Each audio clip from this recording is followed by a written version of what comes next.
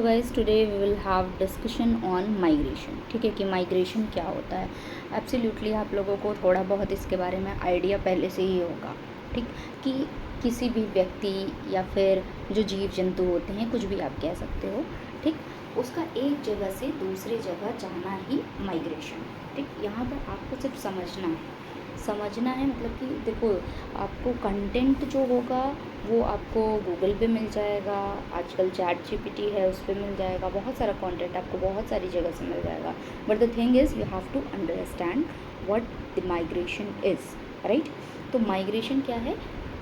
चीज़ों को कह रही हूँ मैं, जैसे कि आपके एनिमल्स हो गए, ह्यूमन हो गया, वो जब एक जगह से दूसरी जगह जाता है तो हम उसको माइग्रेशन कहते हैं। बहुत सिंपल है ये, राइट। अच्छा, अब ये जो व्यक्ति विशेष है ये एक जगह से दूसरे जगह क्यों जाएगा? बताओ, कोई तो रीज़न होगा, कोई तो ऐसे फैक्टर होंगे जो इसको कहेंगे कि भाई तू इस जगह से दूसरी जगह जा, है ना। कोई रिसोर्स ख़त्म हो गया होगा, कुछ देखो, आप जहाँ रह रहे हो वहाँ से आप कब भागोगे, कब हटोगे?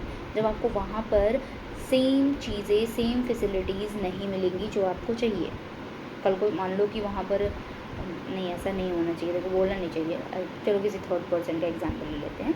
मान लो कोई ऐसे बढ़िया से कोई व्यक्ति रह रहा है, अचानक से वहाँ पर बाढ़ आ गई, पानी ही पानी हो गया, तो वो वहाँ से माइग्रेट कर जाएगा। ऑब्वियसली उसकी सारी चीज़ें वहाँ से चली जाएंगी। तो सूखा पड़ गया तो भी माइग्रेट कर जाएगा। मतलब टेम्परेरीली बेसिस पे या फिर आप कह सकते हो परमानेंट बेसिस पे, दोनों तरीके से क्या हो सकता है, माइग्रेशन हो सकता है। इट्स नॉट दैट ऑलवेज़ कि हमेशा जो माइग्रेशन होगा वो परमानेंट ही होगा। ये आपका माइग्रेशन परमानेंट भी हो सकता है और टेम्परेरीली भी हो सकता है। ठीक, यहाँ पर 3 फैक्टर, इम्पॉर्टेंट फैक्टर जो इसका काम करते हैं माइग्रेशन का, वो है आपका एक पुल फैक्टर, ठीक है, दूसरा है आपका स्ट्रक्चरल फैक्टर,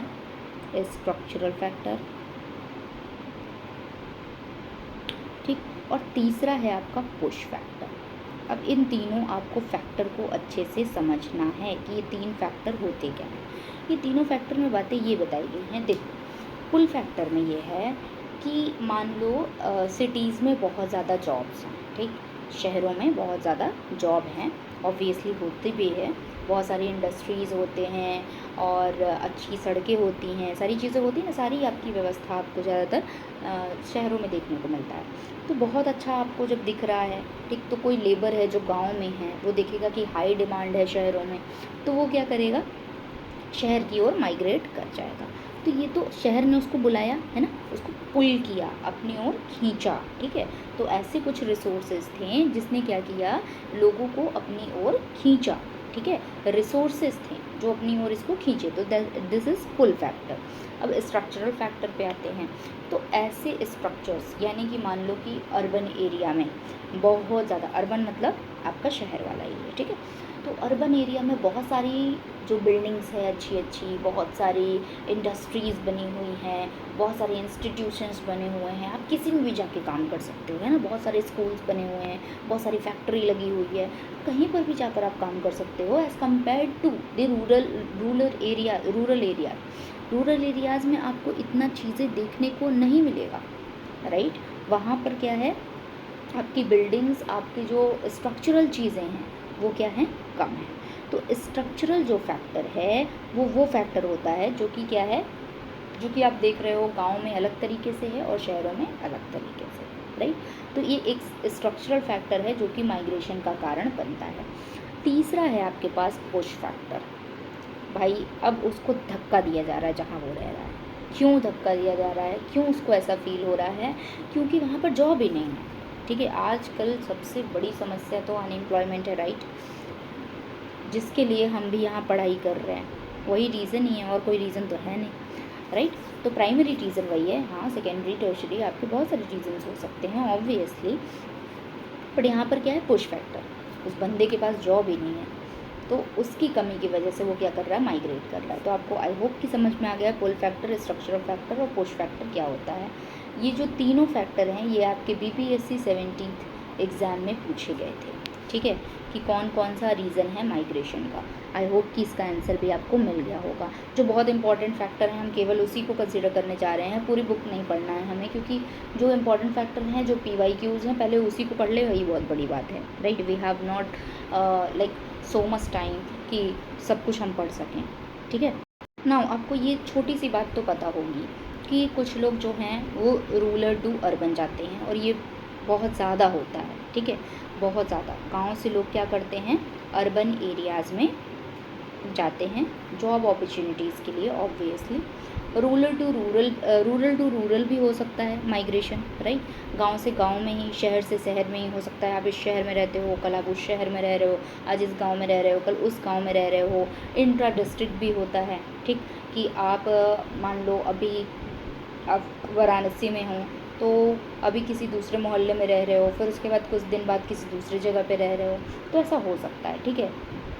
बहुत सारे ऐसे rural to rural, urban to urban, rural to urban, urban to rural, इस तरीके के आपको फैक्टर इसमें देखने को मिलेंगे। ये तो बहुत कॉमन है। अब इसमें आपको डायनेमिक्स समझने की ज़रूरत है। क्या समझने की ज़रूरत है? डायनेमिक्स। डायनेमिक्स कैसे समझोगे इसकी? देखो, एक है मेल डोमिनेटेड, एक है फीमेल डोमिनेटेड, ठीक है। मेल डोमिनेटेड है, फीमेल डोमिनेटेड है। आप ज़्यादातर देखोगे कि जॉब के लिए तो मेल ही जाते हैं, है ना। अब तो काफ़ी कुछ बदल गया है, लेकिन जब आपका, जैसे आपके फादर वगैरह का आप ज़माना देखो, ज़माना जिसको कहते हैं, ठीक है, तो वहाँ पर आपको बहुत सारा ऐसा देखने को मिलेगा कि जॉब अपॉर्चुनिटीज़ के लिए बहुत सारे लोग गांव से उठ के शहर आए थे, ठीक है। तो आपको दिखेगा जो रूरल टू अर्बन है आपका, ठीक है, रूरल टू अर्बन जो है आपका, ठीक है, ये वाला माइग्रेशन जो है ये मेल डोमिनेटेड है, ठीक, क्योंकि मेल जो हैं वो जॉब की तलाश में जाते हैं, जॉब अपॉर्चुनिटीज़ के लिए जाते हैं, इसलिए आपको ये वाला जो माइग्रेशन है वो मेल डोमिनेटेड दिखता है। रूरल टू अर्बन वाला जो है वो कैसा दिखता है आपको? मेल डोमिनेटेड दिखता है। अब फीमेल डोमिनेटेड क्या है? अब जो बचा वो फीमेल डोमिनेटेड में होगा कि नहीं, ठीक। अब गांव से एक गांव की औरत है, दूसरे गांव में उसकी शादी हो गई, तो वो वहाँ चली गई लड़की, ठीक है। फिर इंट्रा डिस्ट्रिक्ट भी होता है कि पहले इस मोहल्ले में थी, अभी उस मोहल्ले में शादी हो गई, ऐसा हो सकता है। अर्बन टू रूरल भी होता है कि पहले तो वो शहर में थी अच्छी खासी, है ना, कोई काम वाम नहीं करती थी, अब उसके गांव में शादी हो गई, लो भाई क्या ही किया जाए, ठीक है, होता है ऐसा। तो बाकी सारा जो आपको देखने को मिल रहा है वो कैसा दिख रहा है? फीमेल डोमिनेटेड दिख रहा है, और ज़्यादातर इसके रीज़न क्या है? मैरिज ट्रेडिशन है, ठीक, शादी की वजह से ऐसा आपको देखने को मिल रहा है। अब ये जो सवाल है ये आपका MP में पूछा गया था, MPSC के एग्ज़ाम में पूछा गया था, ठीक है। MPPSC वाला जो एग्ज़ाम हुआ था उसमें ये क्वेश्चन पूछा गया था। Now the last one is largest जो माइग्रेशन आपको देखने को मिल रहा है, क्या है? Largest migration. अगर मैं बात करूं कि सबसे ज़्यादा अगर इंडिया में कोई माइग्रेशन हो रहा है तो वो कौन सा माइग्रेशन है? वो है गांव से गांव के बीच का migration, rural to rural area migration, और वो भी ज़्यादातर ये मैरिटल रीलोकेशन के कारण हो रहा है। शादी के बाद एक गांव से दूसरे गांव में शिफ्ट होने वाला जो सिस्टम चल रहा है उसी के थ्रू हो रहा है ये, ठीक है। R2R ये वाला माइग्रेशन सबसे ज़्यादा देखने को मिलता है। ऑब्वियसली आप कंफ्यूज हो सकते हो कि रूरल टू अर्बन वाला ज़्यादा होता होगा, बट ऐसा नहीं है, वो जॉब अपॉर्चुनिटीज़ के लिए है।